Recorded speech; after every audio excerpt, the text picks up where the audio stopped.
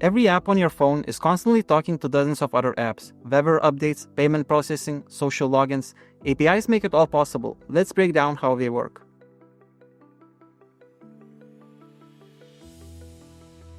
So what exactly is an API? API stands for Application Programming Interface. It's a set of protocols, endpoints, and authentication methods that define how software components communicate. Each application works differently, making communication difficult. That's why we use API endpoints, a standard way for apps to share data. Apps can use simple GET and POST requests without needing to understand how the other app is built. Picture this: when you're at a restaurant, you don't march into the kitchen to grab your food. Instead, you tell the waiter what you want and they bring back your order.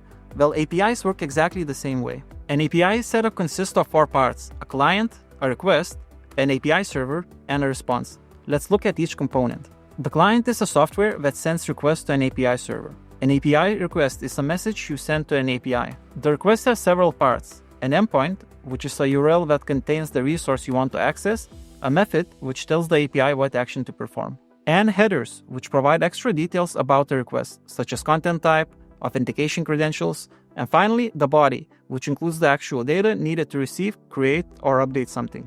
Next, the API server is a backend system that receives your requests, processes them, and sends back responses. For GET request, it searches for the data you specified. For POST request, it updates or creates new information based on what you sent. Last, an API response is the information an API server sends back to the client after processing a request. Once you put everything together, here's how the process goes. Your client sends the request to a specific endpoint, the API validates credentials, processes the request, and returns structured data with appropriate status codes. Sounds simple, right? But not all APIs are built the same. Let's break down some of the main API server types. REST APIs follow a stateless architecture where each request contains all necessary information. They use the standard HTTP methods: GET for retrieval, POST for creation, PUT for updates, and DELETE for removal. Most web services use REST because it's cacheable, scalable, and isn't tied to a specific coding language. Meanwhile, SOAP APIs are slower and more complex than REST. That's because SOAP uses XML-based protocols with built-in security features. They follow strict standards and formal contracts, making SOAP great for platforms dealing with sensitive data.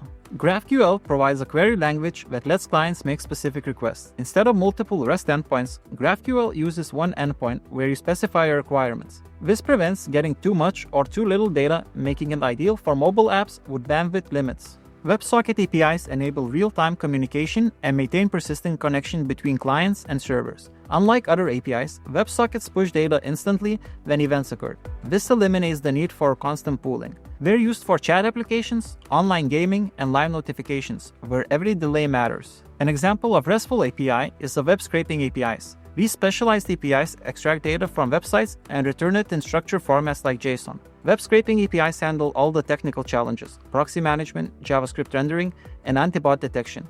You send the URL you want to scrape and get back clean data. Web scraping APIs are essential for price monitoring, market research, competitor analysis, and collecting data for AI models. The main advantage: reliability and maintenance-free scaling as your data needs grow. One more thing: people often mix up APIs and webhooks, but they work in completely different ways. The key difference is timing and control. APIs work on demand. You request data exactly when you need it. Webhooks work automatically. We push data to your application when specific events happen. Think of APIs as calling customer service to check your order status, while webhooks are like getting a text notification when your package ships. Most applications use both: APIs for user-initiated actions, webhooks for real-time updates. Now you know that APIs power everything in modern development, from a simple data request to complex web scraping operations. Want to see web scraping APIs in action? Try Decodo's web scraping API for free, or watch our ready-made scraper tutorials, and I'll see you next time.